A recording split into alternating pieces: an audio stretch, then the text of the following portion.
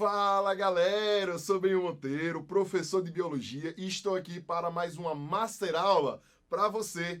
Bom, na aula de hoje, nossa, que assunto! Vamos começar o melhor assunto da biologia, tá? A genética. A genética é aquele assunto que você olha, eu já sei porque você é assim. Eu já sei porque você tem essa característica. Isso mesmo. A genética vai trazer a você, né? Vai fazer com que você amplie aí, né? O seu doutorado, né? Em conhecer as pessoas. Isso mesmo. A genética é uma área extremamente importante para todos os vestibulares. Quando a gente fala de genética, a gente fala de questão certa no Enem, tá? Então, é um assunto que, se eu fosse você, eu organizaria todo o seu material aí, tá? Para fazer com que tudo venha, né, a ficar bem claro. A genética é aquele assunto que requer organização, requer treino, requer revisão, tá? Então, ó, começa agora esse assunto com muita organização, tá? Treine muito a genética e vamos para lá. Bom, a genética, né, é a melhor área aí da biologia, né, puxando aí para minha área, né, é aquela área, né, que faz com que você entenda sobre o DNA, sobre os ácidos nucleicos, tá? É aquela área que faz com que você entenda como mexer no DNA, né, você mexe no DNA. É aquela área que faz com que você entenda aí, né, onde é que estão localizadas as informações para tamanho da pessoa, cor dos olhos, cor do cabelo, beleza? A genética é aquela que representa, que beleza, tá? Vai representar toda a melanina, todas essas características maravilhosas que a gente vê aqui, tá? E a genética também vai trazer a obra mais bonita que existe na face da Terra, né? Gente, a genética explica tudinho. O que é a genética, né? Genética é você mexer no DNA, é você entender no DNA, é você entender por que o DNA vai ter aí como resultado proteínas, tá? E aqui foi uma experiência que teve aí, né, na década de 70, que graças a essa experiência hoje, graças à genética hoje, nós podemos aí, né, entender por que diabéticos eles conseguem aí injetar sua própria insulina. Na verdade, não é a insulina dele. Bactérias produzem essa insulina para esses diabéticos. Antigamente, né, os profissionais da área da saúde pegavam os pâncreas de porcos aí de cabras para produzir essa insulina. Só que essa insulina dava muita alergia. E aí, né, a genética, a biotecnologia foi surgindo aí, né, com tudo para ajudar os diabéticos, beleza? Então, olha só. Quando a gente fala de genética, não tem como a gente não falar de baixaria na televisão, né? Quem é o pai? Quem é o pai? Né? Vários programas aí, né? Querem saber os exames de paternidade. Isso é genética, meu filho. Genética, né? Então, olha só. Quando a gente fala em genética também, a gente lembra de quem? Da ovelha Dolly, né? A clonagem que teve aí da ovelha Dolly. E foi uma revolução aí para toda a ciência, porque graças a esse estudo, né? Graças a essa clonagem, a gente conseguiu, a partir dele, muitos outros estudos, beleza? Bom, definição. O que é genética? Genética é o ramo da biologia preocupado com o estudo de genes, né? Vai estudar os genes, a variação genética, a hereditariedade em organismos. Então, a genética vai estudar as características, as informações hereditárias e como se dá essa passagem, né? Como se dá também essa manifestação dessas características. A genética é uma área extremamente importante, tá? Essa aula é uma aula básica. Nela você vai ter aí os conceitos fundamentais, o histórico da genética, tá? E a partir dela você consegue, já acertar muitas questões. Então vamos lá. Então olha só, quando a gente fala em genética, a primeira coisa que vem na nossa cabeça é cruzamentos. Cruzamentos, né? Esses cruzamentos, eles que vão informar aí, né, a possibilidade, a probabilidade. A genética é uma área da biologia que traz matemática, né? O que é probabilidade? Probabilidade é o evento que eu quero que aconteça sobre o número de totais de eventos possíveis, né? Então, qual é a probabilidade de o meu filho nascer com determinado cabelo? Ele possuir a determinada característica. Qual é a probabilidade? Bom, a genética vai trabalhar com cruzamentos, tá? E a partir desses cruzamentos vai ser muito comum a gente fazer esses quadrinhos, tá? Esses quadrinhos. eles vão nos ajudar. Eu vou ensinar vocês a fazerem de duas formas, com quadrinho e sem quadrinho, mas vai chegar um momento, quando a gente trabalhar as leis de Mendel, que aí a gente vai precisar muito desses quadrinhos aqui, desse quadrinho. Bom, para que serve a genética? Bom, a genética, no mínimo, serve para compreender o básico sobre genes, né, e suas aplicações na biologia. No mínimo para isso. Agora eu digo bem assim, meu filho, aprenda genética, aprenda genética. Sabe por que você deve aprender genética? Para você não cair nas fake news, né? Aí muitas fake news em relação que genética traz muita coisa legal para você entender, tá? Então, no mínimo aí para você não cair nas fake news. Também para você poder olhar para um espelho e você falar: "Nossa! Eu sou assim por quê? Por causa de papai e de mamãe. Papai e mamãe." Então, a genética, ela pode ser classificada como? Ela pode ser classificada como genética mendeliana, que é aquela genética que a gente vai fazer os cruzamentos, né? Azão, azinho, azinho, azinho, esse com aquele, proporção genotípica, proporção fenotípica, tá? Então a genética mendeliana vai trabalhar mais com cruzamentos. Já a genética molecular, ela vai trabalhar como, né? Aí ela vai pegar o DNA aqui, né? E o DNA vai ter os nucleotídeos, e esses nucleotídeos vão formar aí os genes, tá? Mas aqui eu trabalho mais com nucleotídeos. Então a genética molecular, ela olha mais a molécula, beleza? A genética mendeliana, cruzamentos, probabilidades e ao final, né? Ambas querem saber em relação à proteína. Essa proteína vai ser produzida ou não vai ser produzida? Se ela for produzida, qual é a probabilidade dela ser produzida, beleza? Então uma genética complementa a outra, tá? Então é bom vocês saberem disso aí. Qual é o histórico da genética? Bom, existem muitas teorias em relação ao histórico da genética, beleza? Eu vou falar, normalmente eles não caem muito aí nas provas não, mas é bom vocês entenderem, tá? Já que esse é um curso completo de genética. Bom, a pangênese, né, que era uma teoria científica bem antiga, né, obsoleta, sobre a hereditariedade, desenvolvida aí por Hipócrates, para vocês terem ideia, tá? Para vocês terem ideia. Que é foi articulada até a ideia de Charles Darwin, que cada órgão produziria, né, umas partezinhas hereditárias, tá? E essas partezinhas, elas iam se reunir, formando aí gêmulas, e depois elas iam dar origem a um novo ser, tá? Então, veja aí, até Darwin, até 1800 e cacetada, a galera ainda acreditava nessa pangênese, beleza? A geração espontânea lá da origem da vida, né? Que foi defendida aí por Aristóteles também, que dizia que os seres vivos, eles poderiam surgir a partir da matéria bruta. Essa imagem é muito famosa aqui, tá? É a imagem do experimento de Francesco Redi, onde ele contestou, ele foi o primeiro a contestar essa teoria, geração espontânea, metodologicamente, tá? A pré-formação, onde os indivíduos, né, os homúnculos aí, eles já eram pré-existentes aí dentro dos gametas, né, dentro dos ovos aí, né, do homem e da mulher.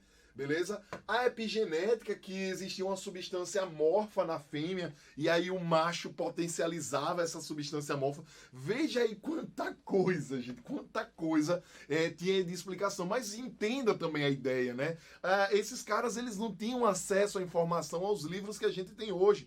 Até o microscópio, né, que a gente tem hoje dá de 10-0 naqueles que eles utilizavam nessa época. Beleza? Aí chegou o cara, né? Chegou o cara. Gregor Mendel, né? O pai da genética, né? Esse cara aí, ele revolucionou a ciência com seus estudos. Vocês vão ver que tem uma historiazinha aí triste no meio, tá? Mas o Gregor Mendel, né? Ele trabalhou aí, ele foi contemporâneo aí do Darwin, né?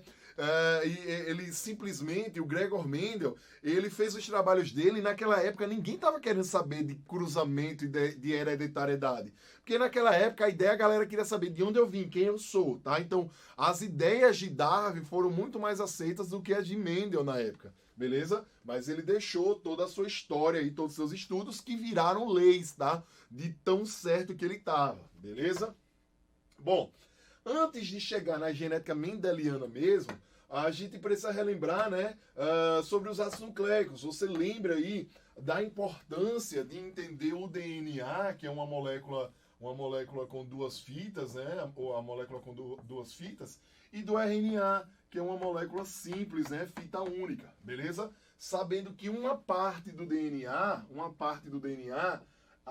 ela vai servir como gene, tá? Vai servir como gene para a síntese do RNA. Então, é o DNA, o gene do DNA, que vai ser responsável pela síntese de um RNA. Mais tarde, esse RNA, ele vai ser responsável pela síntese aqui, ó, de uma proteína, tá? De uma proteína. Então, é importante vocês saberem disso. Bem, e por que eu tenho que saber sobre isso? Porque vai ser essa proteína aqui que vai ser responsável pelas características genéticas. Cor do cabelo, cor da pele, cor dos olhos, altura, tá? Tudo isso aí vai estar relacionado com a genética. Bom, então os ácidos nucleicos são as moléculas orgânicas formadas por nucleotídeos, são polímeros. Elas servem para a hereditariedade e o controle celular aí, né? Como eu disse para vocês, elas pode ser o DNA ou o RNA, que é só um lembrete para vocês relembrarem aí, né? Que o DNA, a pentose é a desoxirribose, nela vai ter adenina, guanina, citosina e timina, não tem uracila. São duas fitas e estão de forma helicoidal, tá? A enzima que vai ajudar aí, né, que vai agir, que vai quebrar o DNA, é a desoxirribonuclease, tá? São as DNases. Como é que o DNA é produzido? A partir de replicação de DNA, produzindo DNA. A enzima que sintetiza DNA é a DNA polimerase e a maior função do DNA é informação genética, beleza? Já o RNA, ele vai ter adenina, guanina, citosina, cuidado, vai ter uracila no lugar da timina, beleza? É uma molécula de uma fita só. A enzima que vai quebrar o RNA chama RNase, né, a ribonuclease. Como é que o RNA é produzido? A partir de transcrição, tá? Isso aqui é um lembrete. Se eu fosse você, eu copiaria essas informações e colocaria num post-it, tá? Em casa, para ficar relembrando, que vale muito a pena, tá? Isso aqui é muito válido. Qual é a enzima que produz o RNA? É a RNA polimerase. E qual é a função do RNA? A síntese proteica, beleza?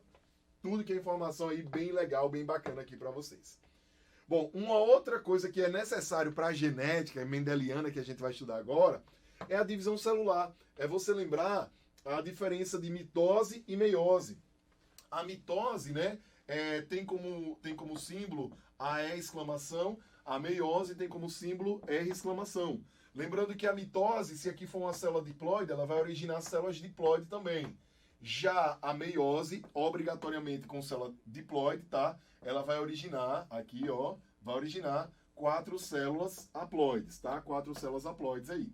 Então veja só, é importante saber disso porque na genética mendeliana a gente fala sobre divisão celular, beleza? Bom, por enquanto é só um relembrete aí para vocês de tudo. Agora chegou na parte mais importante da aula, os conceitos básicos. E ó, isso tem que estar muito bem na sua cabeça, tá? Deixa tudo organizadinho, porque vai valer a pena. Primeiro conceito básico, o conceito de gene, que é uma parte ou fragmento, né, de DNA que pode ser transcrito na síntese, pode ser transcrito e depois vai ser utilizado aí na síntese de proteínas, como eu já tinha mostrado aqui para vocês, ó. Então aqui eu tenho o DNA, tá? No DNA eu tenho o gene, que é um trecho de DNA, que ele vai ser transcrito e depois ele vai ser utilizado aí na síntese de proteína. E qual é a ideia de proteína? Gente, proteína, para a genética, vai remeter ao quê? A característica, tá? A característica que a gente vai estudar. Então, as características que a gente vai estudar aqui vão ser proteínas, tá? Porque o resultado da expressão gênica, da expressão de um gene, é uma proteína que vai dar aí as características. Bom, esse gene, a gente vai chamar ele, né, aquela cadeia nucleotídicas, A, T, G, G, C, C, T, T, T, toda aquela cadeia nucleotídica a gente vai resumir em uma letra só, A, B, C, o que a gente quiser colocar, X, Y, o que a gente quiser colocar, tá? E aí, olha só, os primeiros indivíduos, eles tinham um tipo só de gene, digamos que o gene tipo A, tá? O gene tipo A. Só que com o passar do tempo, foram passando esses genes através da reprodução, né, para os descendentes. E aí esse gene A, ele sofreu uma pequena mutação, tá? Uma pequena mutação. Essa pequena mutação fez com que existisse um novo gene que era igual, tá? Ia ser responsável pela mesma característica, mas não ia conseguir produzir a proteína, tá? Então a mutação originou aqui o mesmo gene, só que ele não consegue produzir a proteína, ou produz de uma forma um pouco diferente. Então a gente chama isso de alelo. O que é um alelo? Alelo é um gene que sofreu uma pequena mutação. Olha o conceito que eu coloquei aqui, ó. São genes que ocupam o mesmo locus, o mesmo local no cromossomo,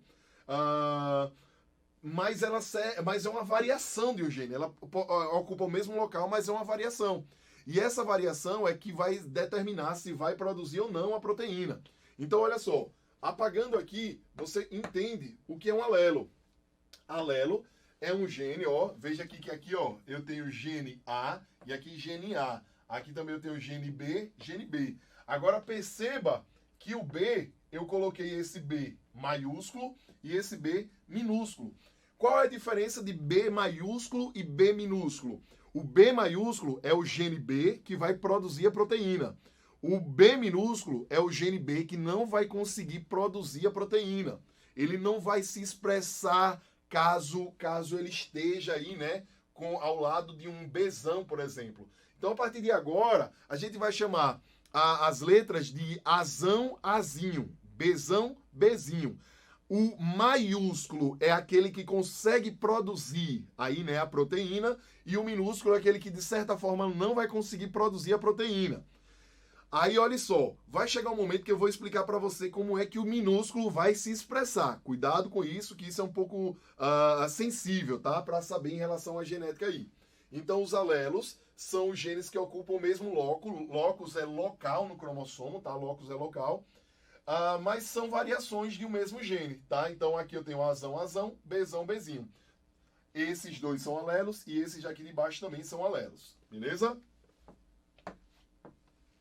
Bom, como surgiram os alelos, né? Como eu disse para vocês, o alelo ele surge a partir de mutação. Vai chegar um momento que os alelos, eles simplesmente, ao invés de um gene ter dois alelos, né, como maiúsculo e minúsculo, vão ter três ou mais, que é um caso especial aí chamado de polialelia, tá? Então, na sua cabeça, o que é um alelo? O alelo é uma variação de um gene, tá? E ele surge a partir de mutações, como é esse caso aqui. Então perceba que o Azinho foi a partir de mutações. Bom, o alelo dominante é aquele que sempre está presente e ele se manifesta se ele estiver presente. Então, se já tiver um Azão, ele já vai se manifestar, já vai mostrar a sua síntese de proteína. Já o alelo recessivo é aquele que só se manifesta na ausência do dominante. Ou seja, em outras palavras, eu estou dizendo aqui para vocês que Azão, Azão, um dos dois Azão vai se manifestar. Azão, Azinho. Esse Azão que vai comandar a síntese da proteína. E Azinho, Azinho não vai ter a síntese da proteína, que é a hora que o alelo recessivo, que os dois juntos, vão manifestar a sua característica, que, por exemplo, poderia ser uma ausência de uma proteína, tá? Bom, aí eu tenho aí, ó, um exemplo aqui de um par de cromossomos homólogos, onde nesse par de cromossomos homólogos eu tenho dois alelos dominantes.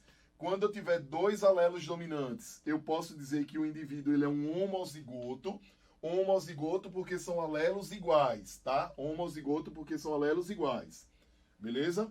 Aí, ó, aqui eu tenho homozigoto. Aqui eu tenho um alelo dominante e um alelo recessivo. Um heterozigoto, tá? Um heterozigoto. Um heterozigoto é quando eu tenho um alelo dominante e um alelo recessivo. E aqui embaixo eu tenho Fzinho, Fzinho. Eu tenho dois alelos iguais novamente. Toda vez que eu tiver dois alelos iguais, eu vou chamar de homozigoto. Só que preste atenção, esse homozigoto aqui de cima, ele é dominante. Por quê? Porque os alelos são dominantes, os dois. Então aqui é um homozigoto dominante, um heterozigoto, e aqui também é um homozigoto, mas esse é um homozigoto recessivo, tá? Veja se ficou claro, se está tudo arrumado aí na sua cabeça. Uma dúvida frequente que eu vejo em sala de aula é o porquê sempre vão ser em dois, tipo Azão, Azão. Porque é o seguinte, está representando um par de cromossomos homólogos, tá? E eu já expliquei para vocês lá na bioquímica. Par de cromossomos homólogos é a origem, né? Como vocês podem ver, um tem a origem materna, um veio de manhinha e outro veio de painho. Então, manhinha, nesse caso, mandou Azão, painho também mandou Azão, mas ele poderia ter mandado Azinho, beleza? Aqui nesse caso... manhinha mandou Vzão, mas painho mandou Vzinho. Nesse caso aqui, manhinha mandou Fzinho, painho mandou Fzinho, tá? Então essas combinações aí, sempre dois, tem a ver com um par de cromossomos homólogos. Homozigoto ou puro é um indivíduo que apresenta dois alelos iguais, tá? Dois alelos iguais para um ou mais caracteres. Heterozigoto ou híbrido é aquele que apresenta alelos diferentes, como eu acabei de mostrar aqui. Homozigoto dominante, heterozigoto, homozigoto recessivo. Locus, como eu já havia dito, é o local no cromossomo onde se encontra o gene, tá? Então aqui veja, cada um tem um locus. O plural de locus é loci, tá? Então aqui eu tenho alguns locus. Deixa eu voltar aqui, ó. Alguns locus eu vou chamar de loci, tá? Loci é o plural. Fenótipo são as características que eu vou ver de um indivíduo, tá? Então olhe para mim, tá olhando para mim? Quais são as minhas características? Ah, cabelo tem essa cor, o olho tem essa cor, a barba tem essa cor, o nariz é assim. Então, a fenótipo é aquilo que eu vejo, tá? Uma dica, fenótipo é aquilo que você vê. Fenótipo é aquilo que você vê. Fenótipo é aquilo que você vê. Fenótipo é aquilo que você vê. Vai ter umas exceções que eu não vou conseguir ver o fenótipo, aí eu vou precisar de um microscópio, tá? Mas fenótipos são as características observáveis de uma espécie, que são determinadas por genes e que podem ser alteradas pelo ambiente. Então, por exemplo, essa é a cor do meu cabelo, mas se eu quisesse mudar a cor do meu cabelo, eu poderia mudar, tá? Então, o ambiente, né? A ação do ambiente pode mudar, tá? Pode mudar aí. Veja só. Aqui eu tenho algumas características que vão ser estudadas por Mendel, são as características da ervilha. Se a ervilha é lisa ou rugosa, se é amarela ou verde, tá? Agora, gente, ó, lembre-se que no fenótipo, o ambiente, ele pode alterar esse fenótipo. Então, eu vou colocar uma formulazinha aí que eu acho que vale a pena vocês colocarem. Que fenótipo, ó, fenótipo é a ação do seu material genético, que a gente vai chamar de genótipo, tá? Genótipo. Genótipo são os seus genes, os seus alelos, tá? Genótipo mais a interação do ambiente, tá? Então, o ambiente, ele simplesmente, ele influencia quem? O fenótipo.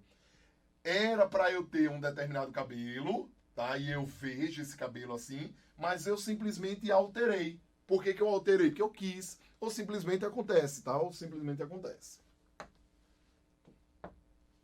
Genótipo é o conjunto de alelos de um indivíduo, tá? Então, por exemplo, se eu estou olhando para essa ervilha amarela, tá? Essa ervilha amarela.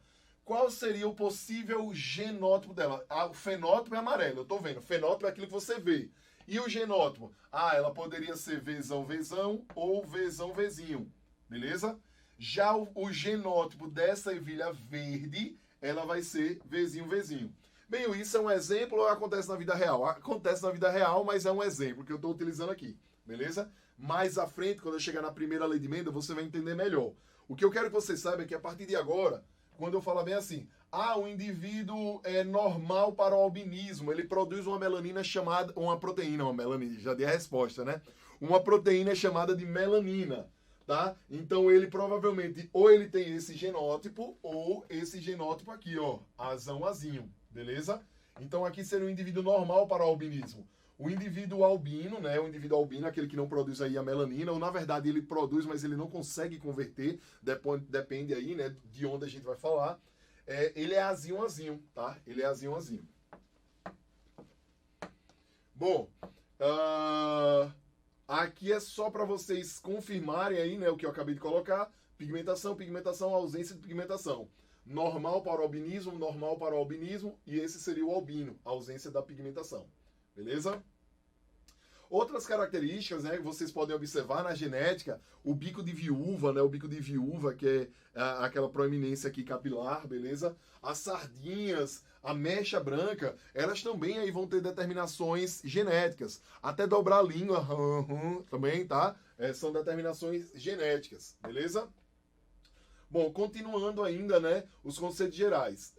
Fenocópia é quando eu modifico o meu fenótipo para parecer com algo que eu queira, tá? Com algo que eu queira. Então, digamos que eu mudei aí meu cabelo porque eu quero parecer aí, sei lá, com alguém aí.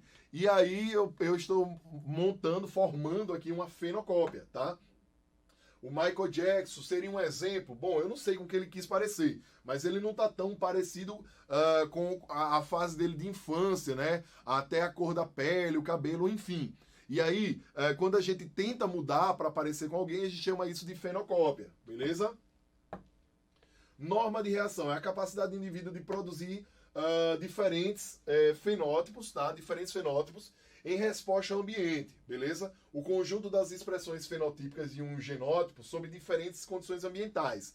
Ou seja, o ambiente vai influenciar aí, né, diretamente no fenótipo. Exemplo, eu tenho duas plantinhas, nenhuma eu coloquei uma barreira, uma eu deixei perto do sol, e aí o que foi que aconteceu? A que eu deixei próximo ao sol cresceu mais do que a outra, beleza? Então isso aí aconteceu essa norma de reação, tá? Perestrase é o fator que provocou a norma de reação, no caso, o bloqueio da luminosidade ou a ação direta da luminosidade, beleza? Como vocês podem ver aí, ó. Penetrância é a frequência real com que um gene se manifesta, tá? Então, às vezes, tem genes que eles não se manifestam tanto numa população, e aí a gente vai falar, qual é a penetrância desse gene? Qual é a frequência real, né? Bom, penetrância completa quando todos os indivíduos expressam determinada característica, né, exibindo aquele fenótipo. E penetrância incompleta é quando alguns indivíduos manifestam, né, aquela característica. Alguns indivíduos apresentam esse fenótipo estudado, beleza? Cariótipo. Nossa, isso é muito importante, cariótipo. O cariótipo é um conjunto de cromossomos de uma espécie, beleza? Então, cada espécie tem seu conjunto de cromossomos.